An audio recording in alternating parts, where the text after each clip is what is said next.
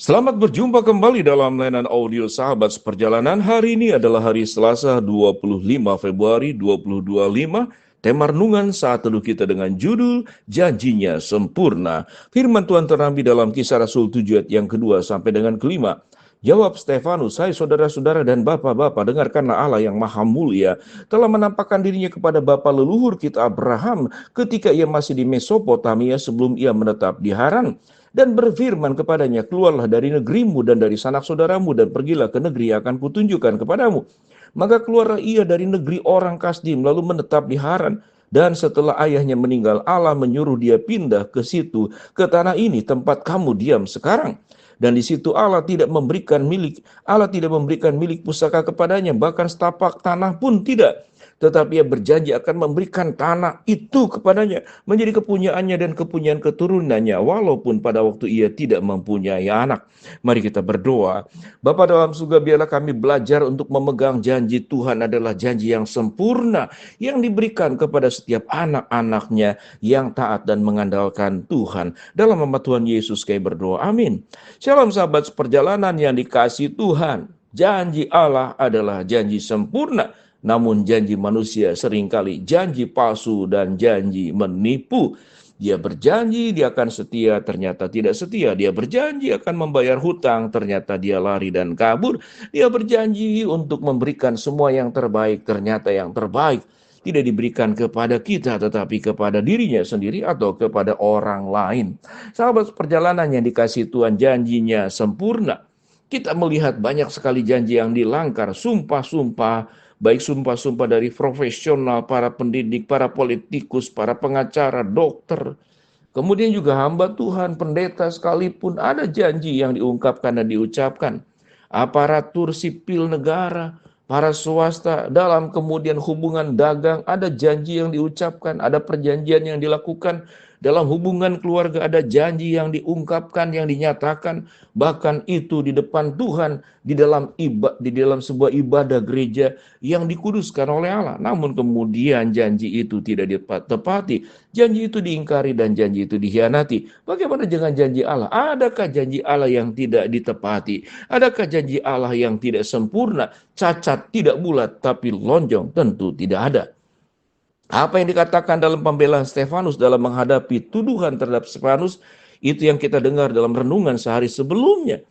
Allah memberikan sebuah penjelasan hikmat kepada Stefanus untuk menjelaskan bagaimana Tuhan sudah memimpin seluruh bangsa Israel yang dikatakan dimulai dari Abraham ketika dia masih di Mesopotamia, sebelum dia menetap di Haran, memberikan tentang janji. Dan kemudian kronologi yang ada adalah berbicara tentang janji tidak hanya sebuah tanah Kanaan, sebuah tanah perjanjian, sebuah tanah yang diberikan oleh Tuhan baik kepada Abraham, baik kepada kemudian orang-orang selanjutnya. Semuanya Tuhan penuhi. Tetapi pada akhirnya apa yang diperjuangkan oleh Stefanus, yaitu tentang Kanaan sorgawi, Kanaan yang sesungguhnya, tempat yang diberikan oleh Tuhan kepada setiap kita masing-masing yang akan kita tuju.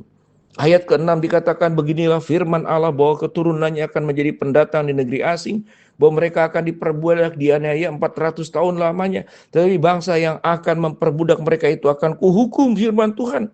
Dan sesudah itu mereka akan keluar dari situ dan beribadah kepadaku ke tempat ini. Lalu Allah memberikan kepadanya perjanjian sunat. Demikianlah Abraham memperanakan Ishak lalu menyunatkannya pada hari ke-8. Dan Ishak memperanakan Yakub dan Yakub memperanakan ke-12 bapa leluhur kita. Karena iri hati bapa-bapa leluhur kita menjual Yusuf ke tanah Mesir, tetapi Allah menyertai dia dan melepaskannya dari segala penindasan serta menganugerahkan kepadanya kasih karunia dan hikmat. Bagaimana kemudian Yusuf disertai oleh Allah. Walaupun sudah dijual di sumur kering, sudah dianggap tidak ada, dianggap seluruh kekuatannya melemah, tapi Tuhan bisa mengangkat dan menguatkan kita. Sahabat seperjalanan, hidup itu adalah sebuah perjalanan. Terkadang Tuhan meminta kita pergi dari satu tempat ke tempat yang lain, tempat yang asing, baik tempat dalam bentuk betul sungguh-sungguh sesuatu yang harafiah, pindah tempat, tapi juga kadang-kadang berbicara tentang keluar dari zona nyaman. Tatkala Tuhan memerintahkan keluar dari tempat ini, pergilah ke tempat yang kutunjukkan kepadamu. Mungkin kita berganti pekerjaan, mungkin kita mengalami sebuah masalah hidup yang sudah nyaman suruh keluar. melewati perjalanan yang tidak pasti, tapi Tuhan menjanjikan Tuhan akan memimpin kita yang berkata bahwa Tuhan merancangkan rancangan damai sejahtera, bukan rancangan kecelakaan. Rancangan yang penuh dengan harapan, masa depan yang penuh dengan harapan.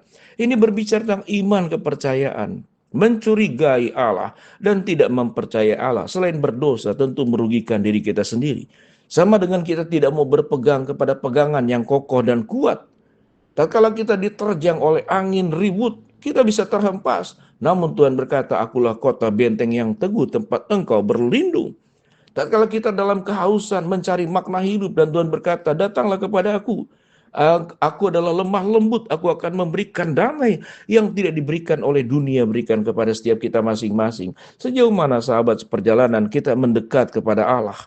Dan di dalam seluruh proses hidup yang sulit, yang tidak menyenangkan, kita harus berpindah dari satu tempat ke tempat lain.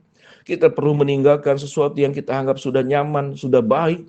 Tetapi Allah memerintahkan sesuatu untuk pergi dan Tuhan memberikan kekuatan menyertai.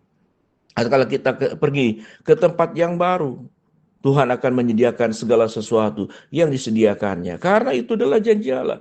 Biarlah dalam hidup ini kita boleh belajar janjinya sempurna, mempercayai penyertaannya, mempercayai pemeliharaannya, mempercayai kekuatan yang diberikan kepada kita. Jangan takut dengan badai, tetapi kita mempercayai ada sang peneduh badai, yaitu Kristus sendiri.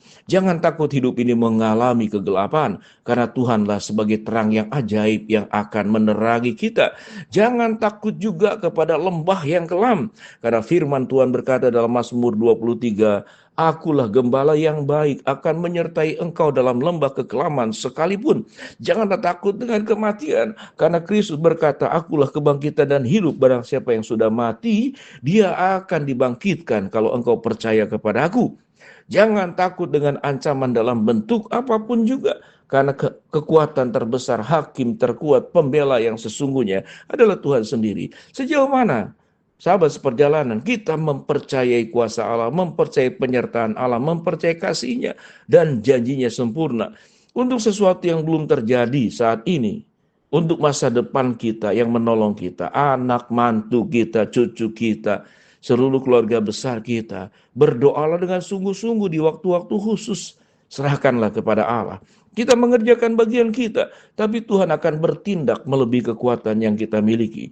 Tuhan akan berperkara untuk setiap orang yang akan mengganggu dirimu, menghalangi dirimu. Tatkala sudah Tuhan terdepan, seperti tiang awan pada siang hari, tiang api pada malam hari.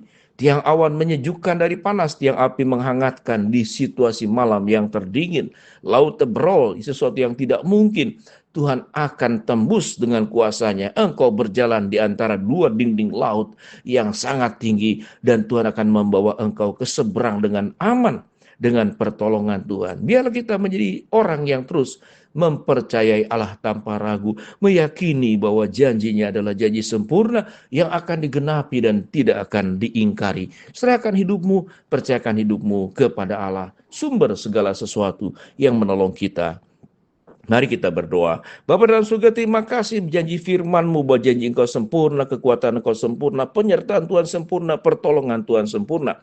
Hamba-Mu berdoa buat sahabat seperjalanan yang sakit, Tuhan jamah sembuhkan. Sahabat seperjalanan yang sedang menghadapi masalah, Tuhan bukakan jalan.